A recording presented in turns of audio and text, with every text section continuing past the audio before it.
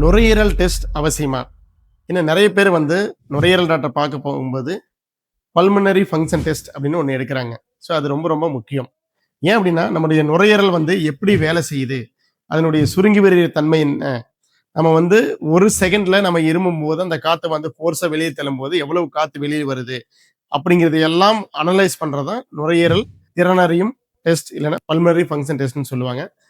இந்த pulmonary function test மருந்து குடுக்குறதுக்கு முன்னாடியும், நாம வந்து அடுத்து என்ன மருந்துகள் எடுத்துக்க போறோம், அதுக்கு இந்த நுரையீரல் எப்படி வேலை செய்யும் அப்படிங்கிறதையும் நம்ம வந்து நுரையீரல் டெஸ்ட்ல வந்து நம்ம ஈஸியா கண்டுபிடிச்சிடலாம்.